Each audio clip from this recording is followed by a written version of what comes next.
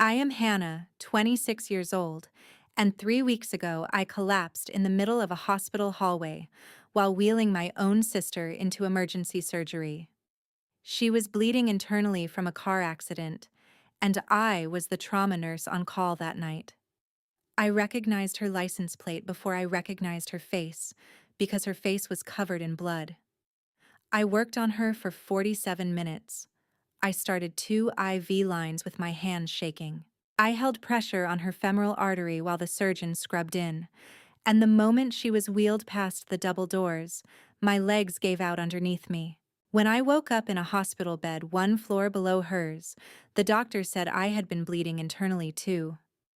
My spleen had ruptured from a fall I did not remember taking, and by the time they got to me, I had lost almost 2 liters of blood. The hospital had called my parents 6 times. They had called my brother-in-law 8 times. Nobody picked up. 3 days later, when I was finally able to hold my own phone, I opened Facebook. The first post at the top was from my mother. A photo of the entire family gathered around my sister Chelsea's hospital bed. Chelsea giving a thumbs up. My mother's arm around her. My father holding her hand. My brother Marcus behind them with flowers. The caption read, "Our miracle girl is going to be okay. Thank you to everyone who prayed for Chelsea. Family is everything." 281 likes. Not a single mention of me. Not a word about the nurse who had held Chelsea's artery closed. Not a word about the sister 2 floors below, bleeding out alone. I did not cry. I did not call anyone. I set the phone face down and stared at the ceiling until a voice from the doorway made me turn my head. It was a voice I had not heard in almost 4 years. And what that voice said next changed every single thing I thought I knew about my own family. Before I go any further, if this story is already hitting something in you, take a second and hit that like button. And drop a comment below telling me where you are watching from and what your first name is. I read every single one. Let me take you back 6 weeks before that hospital hallway. I was 14 hours into a 16-hour double shift when my mother called. I let it ring twice because my mother never called just to say hello. She called when she needed something. "Hannah, honey," her voice was too bright. "Chelsea is pregnant. 12 weeks. I said all the right things. Congratulations. Tell her I am thrilled." Then the real reason. Chelsea and Brandon wanted a pregnancy announcement dinner at the country club. 40 guests. My mother had already booked everything. She just needed me to come Friday afternoon to set up the arrangements and confirm the menu, because Chelsea was too exhausted, and my mother had a standing tennis lesson. "I am working a double on Friday, Mom." "Well, you can just switch. You are so good at switching." There it was, the voice that said my time did not belong to me. I had heard it since I was 8 years old, when my mother pulled me out of a spelling bee I had won 3 years in a row so I could watch Chelsea do a tap dance recital. I had heard it when I skipped my own high school graduation dinner to watch Chelsea compete in a pageant. I had heard it when I got accepted into nursing school, and my father's first question was whether my schedule would interfere with Chelsea's wedding planning. "Fine," I said. "I will figure it out." I hung up. My head was pounding. My hands were shaking. A colleague named Priya walked in and took one look at me. "Hannah, how long have you been on?" "Since 4.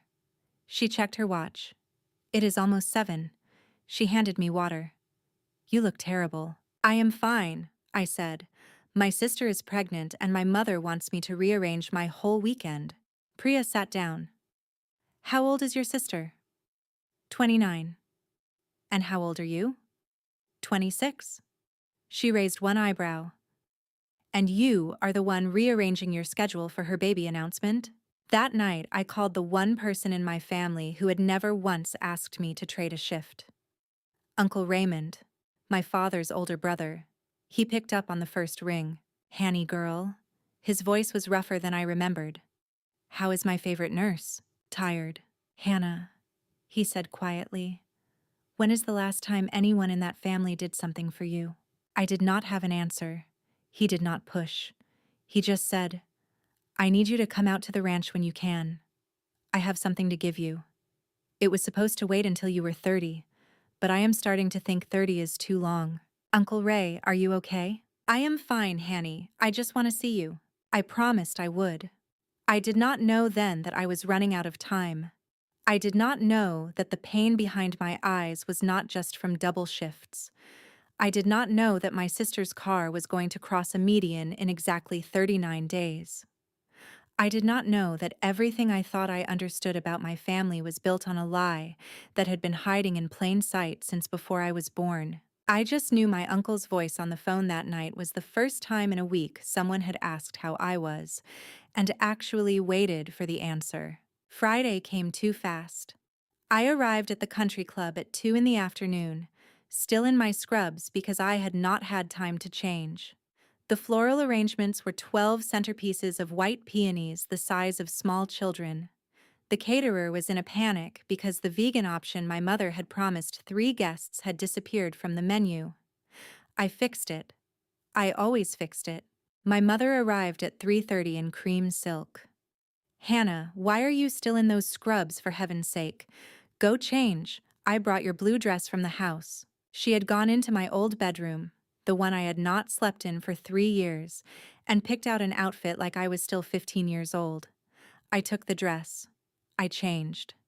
When I came out, my mother said, "Oh, good. You look almost presentable." Chelsea arrived at 4, glowing.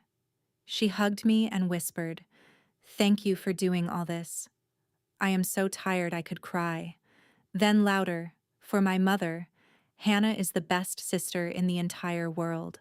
My father gave a toast at dinner. He stood up and talked for 7 minutes about Chelsea. How proud he was. How she was the light of his life. How she was the miracle who had arrived into their lives after years of trying. He thanked Marcus for his support of his sister. He did not say my name. Not once. I was the one who had confirmed the menu, arranged the flowers, driven from a 16-hour shift to set up a room for a dinner I was not even invited to speak at. And my own father could not remember I existed long enough to say my name in a toast. After dinner, I went out onto the terrace to breathe.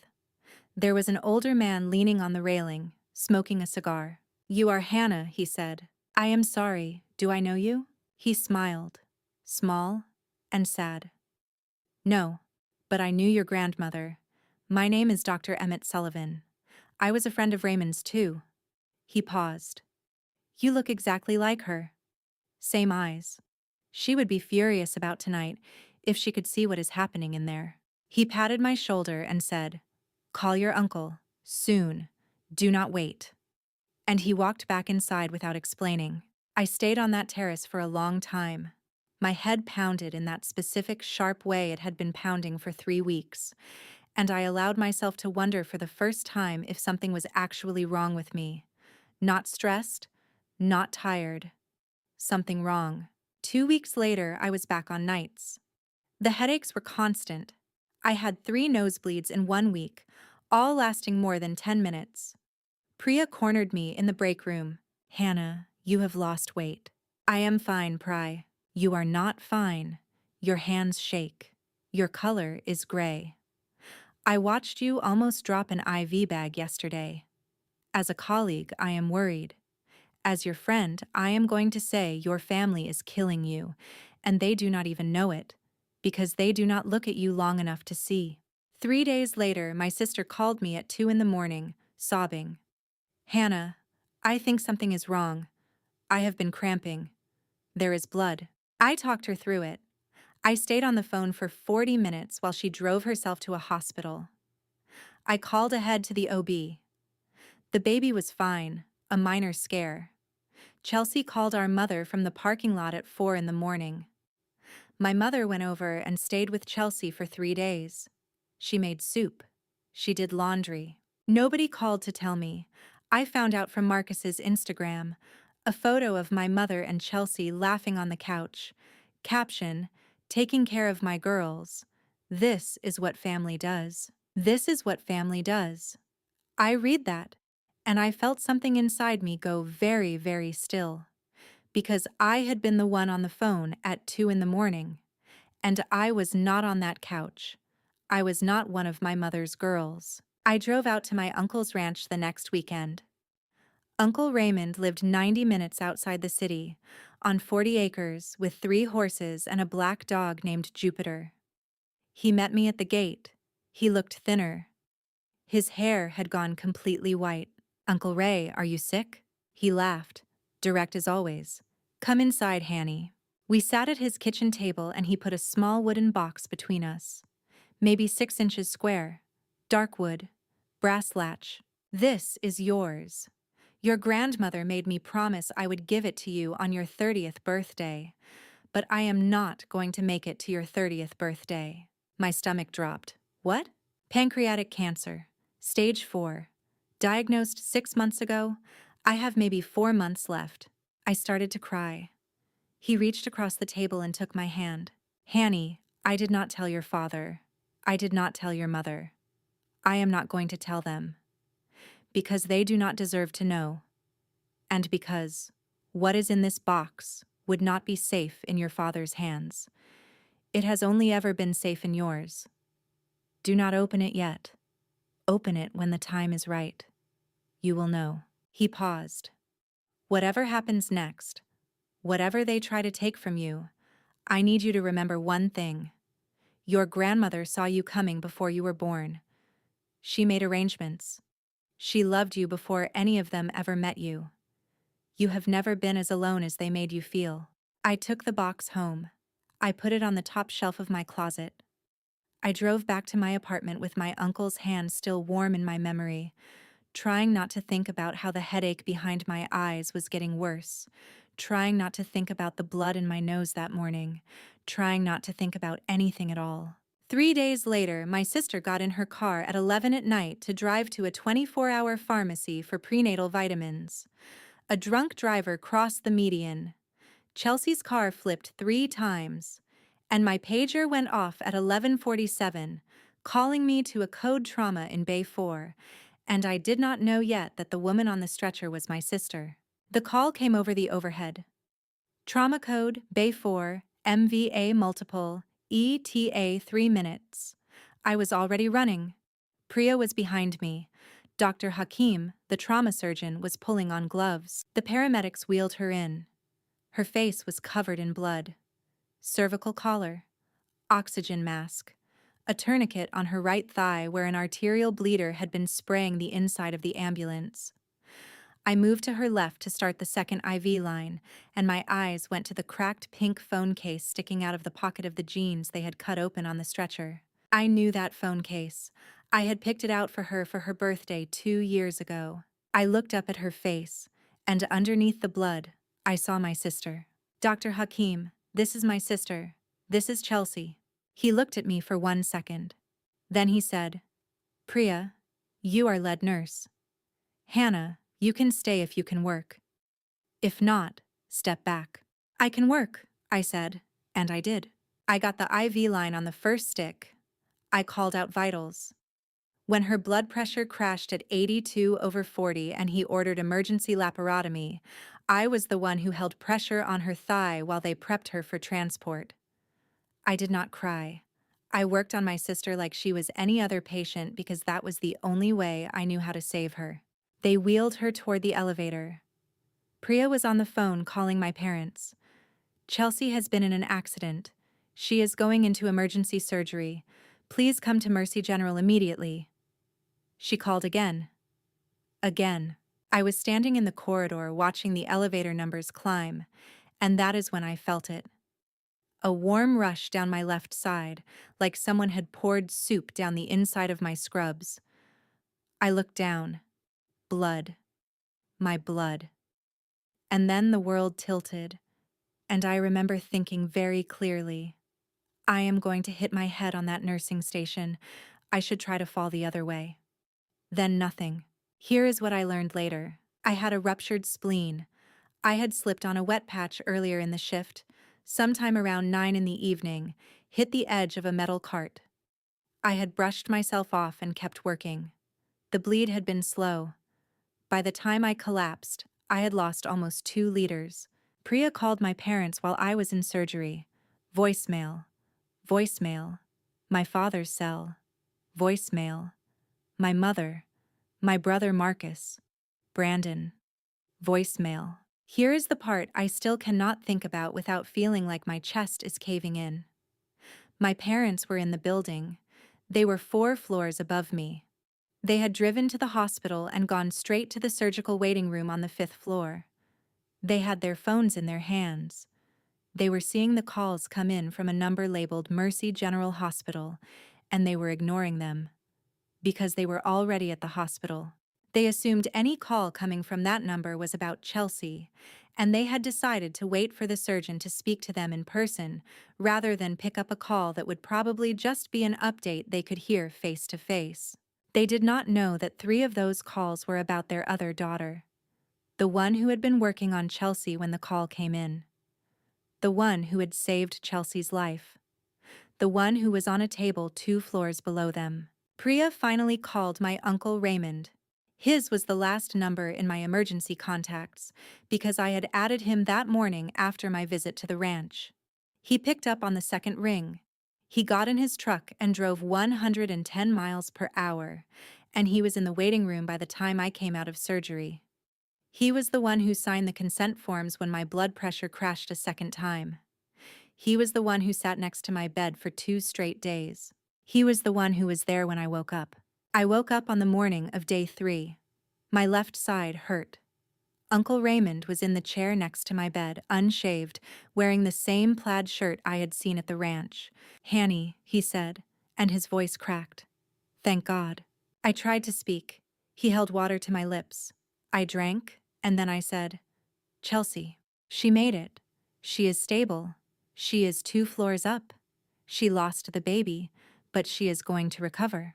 "Uncle Ray, where is Mom? Where is Dad?" He looked at me, and his face did something I had never seen it do before. It hardened. "They are upstairs, with your sister." "Do they know I am here?" "They have known since Friday night." It was Monday morning. I reached for my phone. 112 notifications. I opened Facebook first, because Facebook was where my mother lived. And that is when I saw the post. My family, all gathered around Chelsea's hospital bed. Sunday evening, time stamped at 7:42. I had been in the ICU. Chelsea was sitting up, weak but smiling. The caption I told you about. "Family is everything." 3 people had commented asking, "Is Hannah okay too? We heard she was in the hospital." My mother had replied to each with the same sentence. "Hannah is fine, just exhausted. Just exhausted." I had had emergency abdominal surgery. I had had a blood transfusion. And my mother had told the world I was just exhausted. I put the phone down. "Have they been to see me?" Uncle Raymond did not answer. "Have they been to see me at all?" "Your father came down once on Saturday morning. He looked at you through the door. He did not come in. He said he needed to get back to your sister." "And Mom?" "Your mother has not been down." My heart rate monitor picked up, the beeps getting faster. If you have ever been made to feel like your pain is less important than someone else's pain, if you have ever watched your family choose a sibling over you again and again, I want you to put the word invisible in the comments below. Just that one word. I need to know I am not the only one. And if you are still with me, stay. Because what happens in the next 60 seconds of that hospital room changed the entire direction of my life. Uncle Raymond stood up. He closed the door. He came back to the chair. "Hannah, I need to tell you something I should have told you years ago, but I need you to be sitting up for this." I pressed the button. The bed tilted. "You know I have cancer. You know I am not going to be here much longer. I have made arrangements. Everything I own, the ranch, the savings, all of it, is going to you. Not to your father, not to Marcus. To you." "Uncle Ray, that is too much." He held up his hand. "That is not even the part I need to tell you. Your grandmother, my mother, had a trust. She set it up when she found out she was dying. A large trust, larger than you think, and it was meant for one specific child. I felt the floor drop out from under me. She knew. Before you were born, she knew your mother was pregnant. Your father told her. And your grandmother, who was dying of ovarian cancer, she wrote a letter. And she set up a trust. And she named you the sole beneficiary. She said if the child is a girl, her name will be Hannah, after my own mother. That is where your name comes from, Hanny. She named you before your mother ever saw you. I could not breathe. She left you $420,000. It has been growing for 26 years. The trust is set to release on your 30th birthday. But there is a clause. The trustee, which is me, can release it earlier if certain conditions are met. One is medical emergency. Another is proof of what she called demonstrated mistreatment by the immediate family. And Hannah, I have been collecting that proof for 26 years. I stared at him, unable to speak. Your parents know the trust exists. They have known since you were 3 years old. They found out when the first accounting statement accidentally went to your father's address instead of mine. They have been trying to find a way to access it for your entire life. They could not, because your grandmother's lawyer was very good. He paused. Hannah, the reason your father came down to look at you through the glass on Saturday, he came down because he wanted to know if you were going to die. Not because he was worried, because if you died before the trust released, the money would go to the secondary beneficiary. And Hannah, the secondary beneficiary is not him. Your grandmother named one so your parents would never, ever have a reason to want you dead. Who? I whispered. Your children, if you have any. And if you do not, the entire trust goes to a foundation your grandmother established. A scholarship fund. Your parents will never see a single penny of it, no matter what happens to you. She made sure. I started to cry. Not small tears. Uncle Raymond held my hand. After a long time, I lifted my head. Uncle Ray, have my parents tried to contact me? At all? He held up my phone. 68 missed calls from your father. 43 from your mother. They started yesterday afternoon. About 4 o'clock. What happened at 4 o'clock yesterday? I called your father. I told him I had updated my will in your favor. I did not tell him about the trust. But I told him enough that he panicked. The phone in my hand started to ring. Dad. Incoming call, I said. Not because I was brave, but because I was too tired to be afraid anymore. Put it on speaker. Uncle Raymond pressed the speaker button. Hannah? My father's voice filled the hospital room. Honey, thank God. We have been trying to reach you for hours. I let the silence sit. Hannah, are you there? Are you okay? I am here, Dad. Sweetheart, we are so relieved. We have been so worried. Dad, I said, where are you right now? A pause. We are in the hospital. Upstairs with Chelsea. She is asking about you. She is asking about me. Dad, I have been in this hospital since Friday night. I had emergency surgery. I almost died. Chelsea has not been asking about me. She does not even know I am here. Honey, we did not know. We thought you were just exhausted. Dad, stop. My voice steadied itself in a way I had never heard it do before. You have been in this building for 72 hours, 4 floors above me. You did not come down. Not once. Mom has not come down. Marcus has not come down. Brandon has not come down. He started to speak. I cut him off. You called me 68 times yesterday, Dad, but you had not called me once in the 48 hours before that.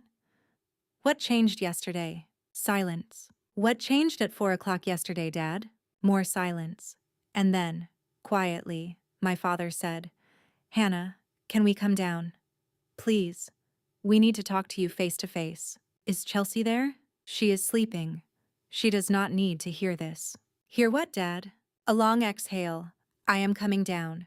Please do not hang up on us. The line went dead. Are you sure you want to do this now?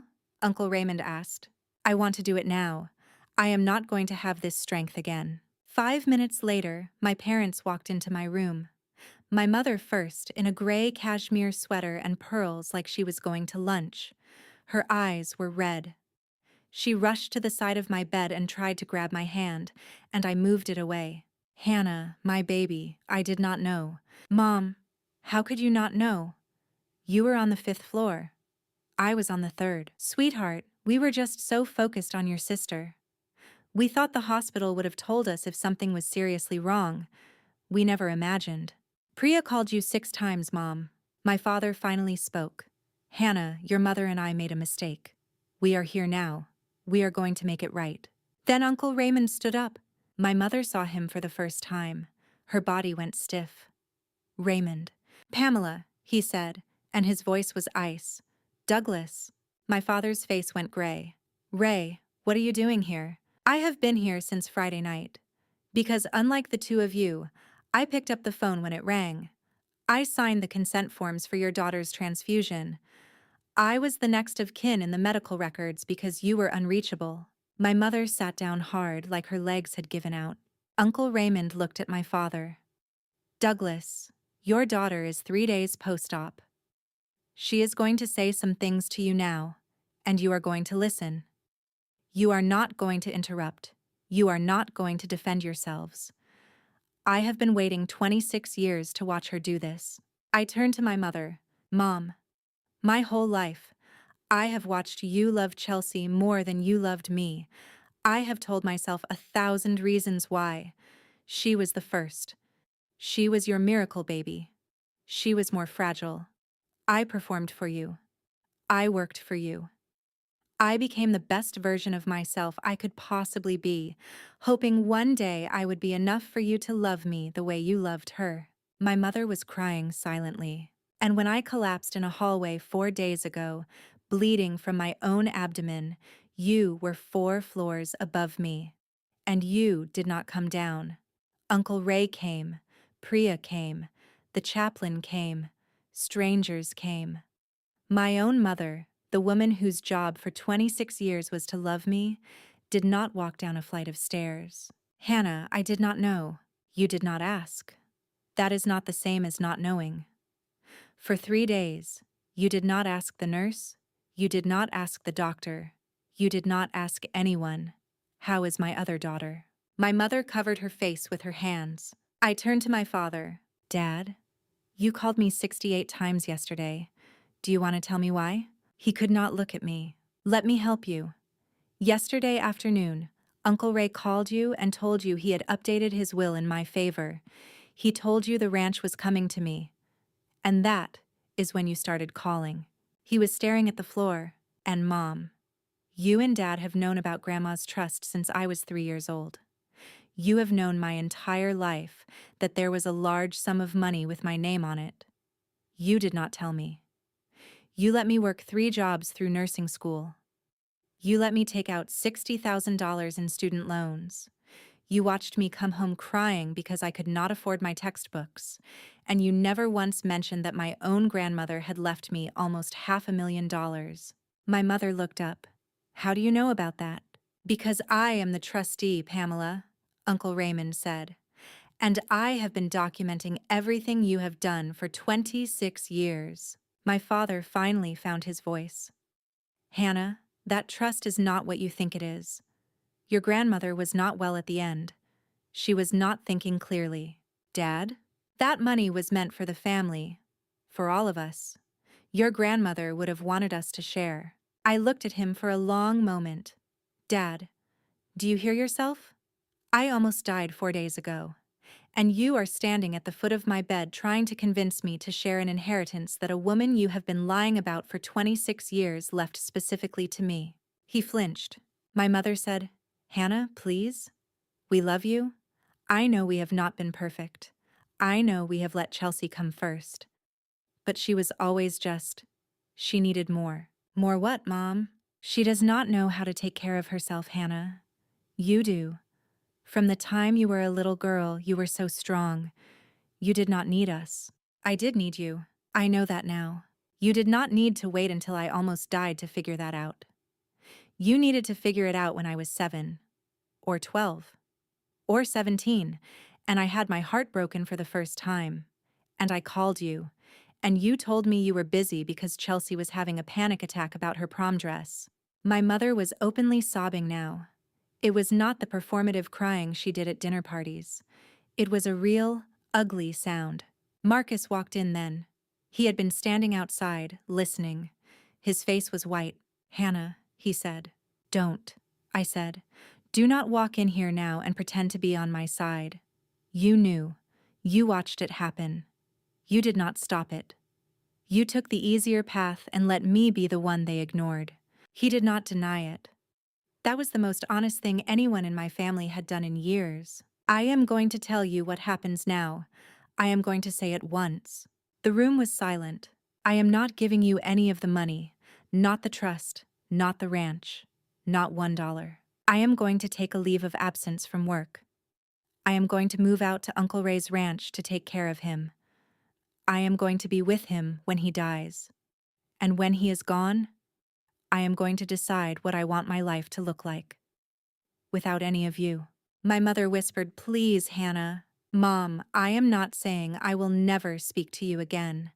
I am saying I am not doing this right now. If you want a relationship with me, you are going to have to earn it over years.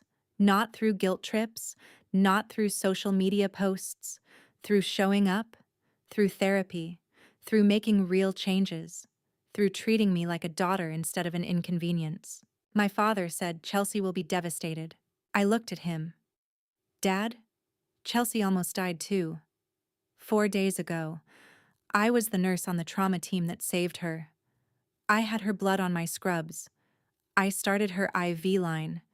She would not be upstairs right now if I had not been on shift that night. I saved her life, and none of you has thanked me. Not one, thank you." Marcus said, "Oh God." "Yes, oh God. You all posted a photo of yourselves around her hospital bed on Facebook, and the caption said family is everything, and you did not mention the sister who was downstairs bleeding to death after saving her." My mother was on her knees next to the chair now, literally on the floor. "Hannah, please. I am begging you." "Mom, get up. I do not want you on the floor. I want you to leave." She got up slowly. My father had to help her. They looked smaller than I had ever seen them look. Marcus said, "Hannah, I am sorry. I should have said something years ago." "You should have," I said. He nodded. He left first. My father took my mother's arm. He turned at the door. "Hannah, for whatever it is worth, I am sorry." "I know, Dad. I believe you. That does not mean I am ready to do anything with that information yet." He nodded. They walked out. The door closed. Uncle Raymond sat down hard. I started shaking. He took my hand. "You did it, Hanny." "I know. How do you feel?" "Tired," I said. "But also something I have never felt before in my entire life." "What is that?" "Free," I said. "For the first time in 26 years, I feel free." Before we move on, I want you to hear something. If any part of what just happened in that room hit you in the chest, sometime this week, sit down and write yourself a list of every single time you sacrificed yourself for someone who did not see you doing it. Just write it down. Because something happens when you see the pattern on paper. You stop making excuses for the people in the pattern, and once you stop making excuses for them, you start to see yourself clearly. That is where the real change begins. Now stay with me, because the part I was not expecting was what happened when I finally opened the box my grandmother left me before I was born. I was discharged from the hospital 6 days later. My sister called me on day 5. Uncle Raymond handed me the phone with her name on the screen. "Hannah." Her voice was small. "Mom told me everything." "Hi, Chelsea." She started crying. "I did not know. I swear to God, I did not know you were in the hospital. I thought the blood on your scrubs in the photo was mine." "What photo?" "A nurse took a photo of the trauma team. Priya. She texted it to me yesterday when I asked her what happened. She said, 'Your sister saved your life. She held your artery closed with her bare hands.'" I did not say anything. "Hannah, I know I have been a terrible sister. I know Mom and Dad have. I know I let them. And I lost the baby. And I almost lost you. And I cannot stop thinking about everything I have done wrong. I do not want you to forgive me today. I just want you to know I see it. I am going to work on it. I am going to go to therapy. I am going to try to become a person. I do not know how long it will take, but I am going to try. I was quiet for a long time. Okay, I said. You try. And when you have actually done the work, you can call me. Not your version. Actual therapy. Actual time. Actual changes. Until then, I need space from you too. Chelsea, I said, my voice cracking. I am glad you are alive. I am glad you are alive too. I would not be without you. She hung up. That was harder than the other one, I told Uncle Ray. I know. Why? Because you actually love her. The others you were performing love for. Chelsea is the one who might actually come back to you someday. When they discharged me, Uncle Raymond drove me out to the ranch. Jupiter was waiting in the driveway. He ran over and licked my face through the open window, and I cried, because I had not realized how much I had missed that stupid dog. That first night, I pulled out the small wooden box, the one Uncle Ray had given me weeks ago. I walked downstairs and sat across from him at the kitchen table. I think the time is right, I said. He nodded. I unlatched the brass catch. The box was lined with dark blue velvet. On top was an envelope, yellowed with age. Underneath was a small black velvet pouch. Underneath the pouch were 3 photographs of a young woman I had never seen before. That is her, Uncle Ray said quietly. That is your grandmother. She looked exactly like me. The same eyes, the same set of the jaw, the same way of half smiling with one side of the mouth. I set them down because my hands were starting to shake. I opened the pouch. Inside was a ring. A thin gold band with a small, deep green emerald. This was her engagement ring. My father gave it to her in 1961. She wore it for 42 years. She took it off at the end. She said, "Give this to the granddaughter who needs it most. Not the oldest. The one who needs it." I put the ring on my right hand. It fit perfectly. Then I opened the envelope. The letter was handwritten in dark blue ink. My dearest Hannah, I know you think this is a strange way to begin a letter to a child who has not yet been born, but I am dying, and I have been granted one gift by this disease, which is a little time to write things down. You are going to be born into a family that will not know what to do with you. My son, your father, is a weak man. I am sorry to say that about my own child, but I have had 81 years to know him, and I will not lie to you in this letter. He married a woman who is even weaker than he is, and together they will raise a child who is handed to them easily and a child who is not. You will be the second child. I know this because I dreamed it. My grandmother used to dream things too. They will not love you the way you deserve to be loved. Your older sister will be the easy one. You will be the difficult one, because you will be the smart one, the one who sees clearly. You will try for a long time to make them love you. You will fail, not because of anything you have done, but because of who they are, not who you are. I want you to know 3 things, my darling Hannah. The first is that you are named after me. My name was Hannah before I married your grandfather. I am naming you the same way. I have told your father this is a condition, and he has agreed. The second is that I have left you money. More money than your parents know how to manage, which is why it will not be given to them. My brother Raymond will hold it for you. He will also watch over you. He will be the one who loves you when they cannot. Trust him, Hannah. Trust him with everything. Uncle Ray had tears on his face. The third is the hardest. When you grow up, you will have to leave them. There will come a moment when you realize that the only way to save yourself is to walk away from the people who were supposed to love you. I know this is a terrible thing to tell a child. But you will not be a child when you read this. You will be a woman. And you will already know it is true. You will just be looking for permission. This letter is your permission. Leave them, Hannah. Walk away. Build your own life. Do not carry the weight of their failures on your shoulders. That weight was never yours. It was theirs. They handed it to you because you were the strong one, and because it was easier than carrying it themselves. One last thing. There is a ring in this box. It was given to me by the only man I ever loved. When you wear it, remember that love is real. You just have to be willing to walk a long way to find it, and you have to be willing to recognize it when it shows up in places you did not expect. An uncle, a friend, a mentor, a dog. The right love is the one that does not require you to bleed for it. You are going to be okay, my darling granddaughter. I have seen you in my dreams, and you are going to be more than okay. You are going to be magnificent. I love you, already, across all the years between us. Your grandmother, Hannah. I folded the letter. I put my hands flat on the table. I put my head down on my hands, and I wept in a way I had never wept before in my entire life. Not from grief, not from anger, from relief, from being seen, from finally, after 26 years, reading the words of someone who had known who I was before anyone had ever known anything about me. Uncle Raymond put his hand on my back. The dog came and put his head on my foot under the table. The three of us stayed like that for a long time. That was the night my real life started. Everything before that was a rehearsal.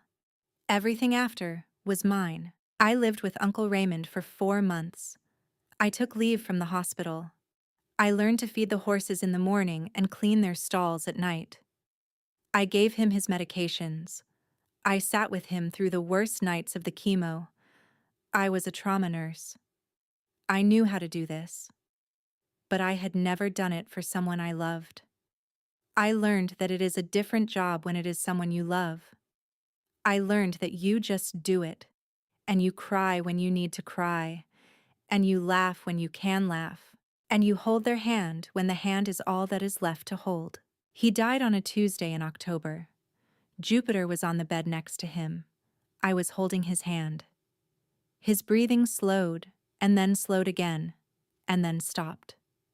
I held his hand for another 20 minutes after he was gone, because I did not want to let go. When I finally did, the ring on my right hand caught the light, and for just a second, I swear I felt my grandmother in the room. I do not know how else to explain it. I buried him on the ranch, under the oak tree he had planted with his own hands 40 years before.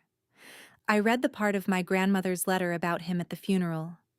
I said, "My uncle was the kindest man I have ever known, and my grandmother was right about him." 30 people came.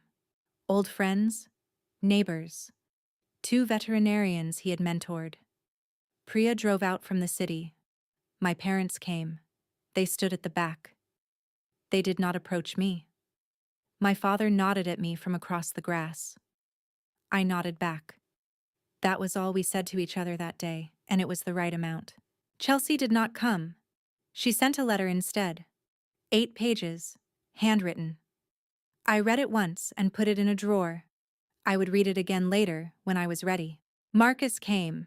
He stood next to me at the graveside. When it was over, he said, "Hannah, I do not know how to be a better brother, but I want to try." I said, "Start with calling me once a month for a year, and we will see." He nodded. He has called every month since. It is not much, but it is something. Stop scrolling for 1 second because what comes next is not about me. It is about you. If this is the part where you stop watching, please at least hear this. The next time your family makes you feel small, ask yourself one question. Are they making me small because I am small, or because it is easier for them if I stay that way? The answer will change your life. It changed mine. Now stay with me, because the last part of this story is the part I did not see coming. The part where I found out what my grandmother's real gift to me had been all along. A week after the funeral, I met with Uncle Raymond's lawyer. His name was Mr. Caldwell. He had been my grandmother's lawyer, too. 74 years old, bow tie, kind eyes. He went through everything: the ranch, the savings, the retirement account, the trust from my grandmother. The total was more than I could process. I asked him to put most of it into investments I did not have to look at for a long time. He nodded. Your uncle told me you would say that. Then he pulled out a second folder. This is something your uncle left for you separately. He asked me to give it to you only after everything else was settled. He said you needed to be ready. The folder contained a handwritten letter from Uncle Raymond.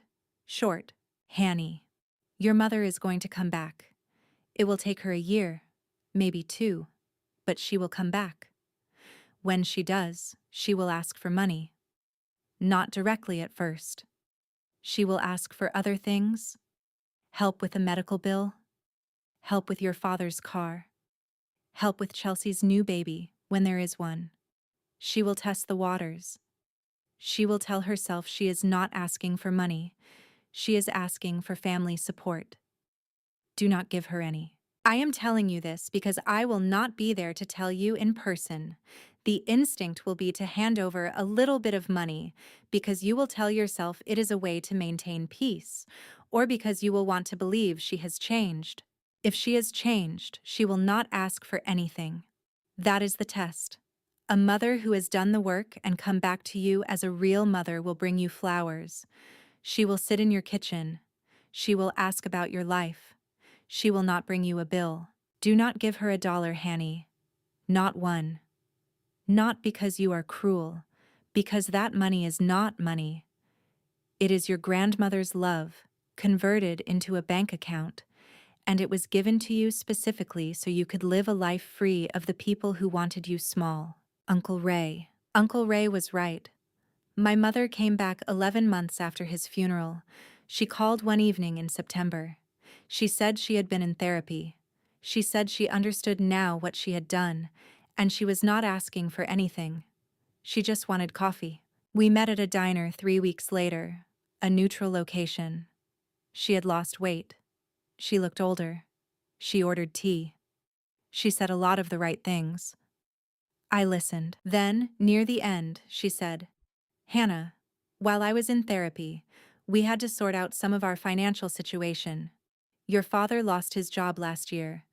We have been living on savings. There is a bill from his cardiologist that we are not sure how we are going to.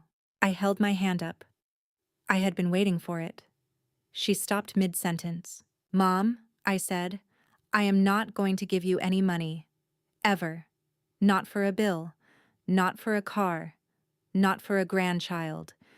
If your version of reconciling with me includes money, we should stop having this meal now and save us both some time. She stared at me. Her eyes filled with tears. I watched her try to pivot, try to recover, try to convince me she had not meant what she had clearly just said. And she could not. She had been in therapy maybe, but she had not done the work. I love you, Mom, I said. I will always love you. But I cannot have a relationship with you that is based on you needing something from me. If you ever figure out how to want a relationship that is not transactional, you can call me. Until then, please do not call me. I put cash on the table for both of our meals. I walked out. Chelsea called me that night. Mom called me, ranting. She said you were cruel to her. She said you are greedy and cold and she does not know who you are anymore. I am sorry, Chelsea. Do not apologize, Chelsea said. I told her she was describing a woman who has set a boundary, and that is the difference between the two of you. Then I hung up on her. I laughed. It was the first time I had laughed in a week. Hannah, I want to come see you. Okay. When? When you can. She came out to the ranch the next weekend. She had been in therapy for 8 months. She was different. Not fixed. Different. Quieter. More honest. She had gained weight. She looked healthier than I had seen her look in years. We sat on the front porch. Jupiter put his head on her foot. She cried. She apologized for specific things. Not a general apology. specific ones. The time in high school when she told our mother I had been drinking, knowing it would get me grounded for a month, knowing it was not true. The time she stole $100 out of my wallet for a concert ticket and let me think I had lost it. The time she had slept with my first serious boyfriend, 2 weeks before he broke up with me, a thing I had never known. She told me all of them. She did not ask for forgiveness. She just said, I am telling you because you deserve to know. And because I want to be the kind of person who says the things out loud instead of carrying them. When she left, I stood at the gate and watched her car drive down the long driveway, and I felt something I had not felt about my sister in a very long time. Hope, not resolved. Hope. She and I talk now about once a month. It is slow. It is going to stay slow for a while. But it is real. My father sent me a letter on my 27th birthday. He said he had left my mother. He was living in a small apartment. He had been seeing a therapist for 6 months. He said he knew it was too late to be the father I deserved. He said he was not asking for anything.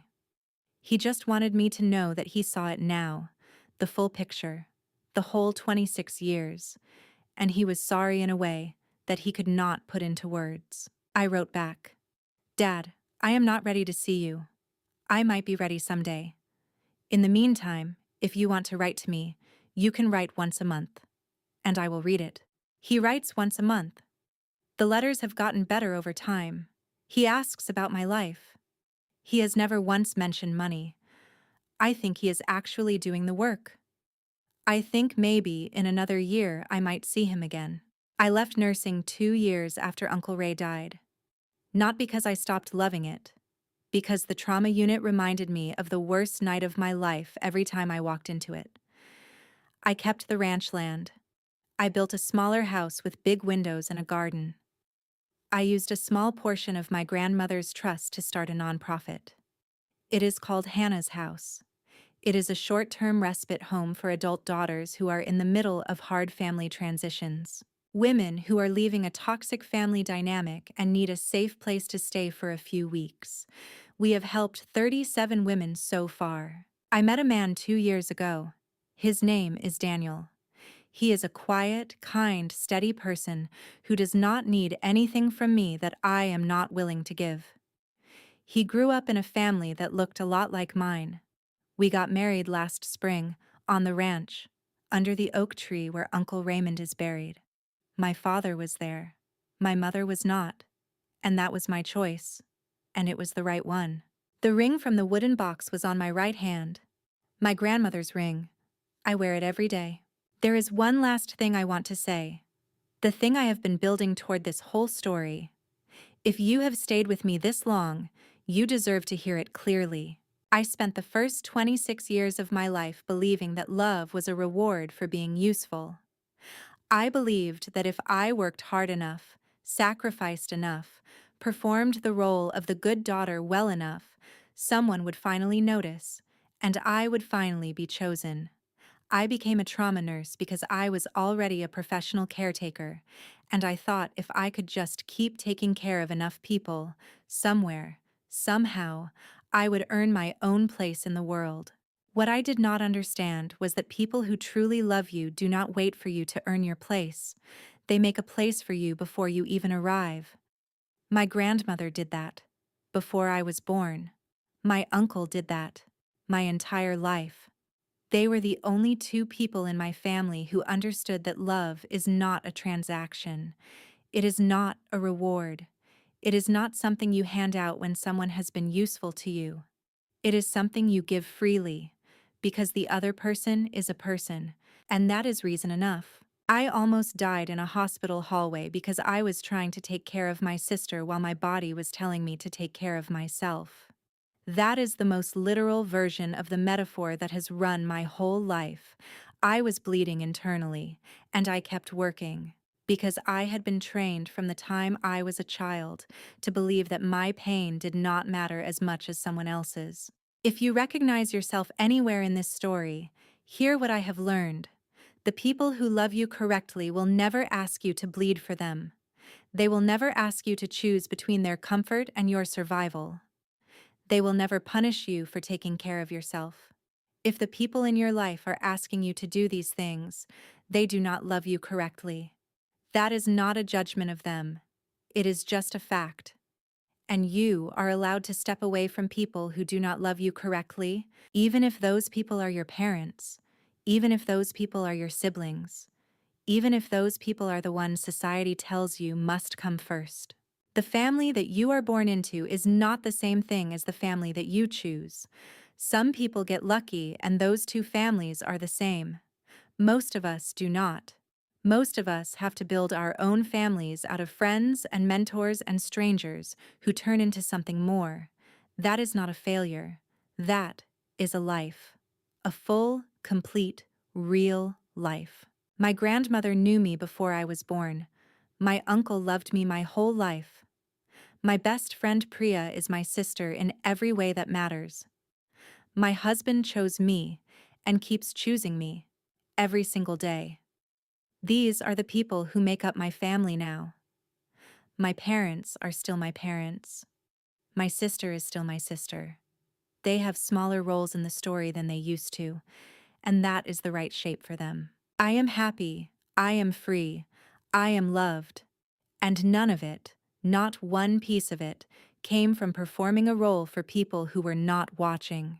If you have made it to the end of this story, thank you. If any of it touched something real in you, leave a comment below telling me what hit the hardest. I read every single one, and if you know someone who needs to hear this, send it to them. Not to make them feel bad, to make them feel seen. There is another story I want to tell you soon, about what happened a year after my grandmother's letter, when a stranger showed up at my ranch, claiming to be someone my uncle had been hiding from the family for 30 years. It is in the description below. Take care of yourselves. The people who love you correctly are going to be so glad you did.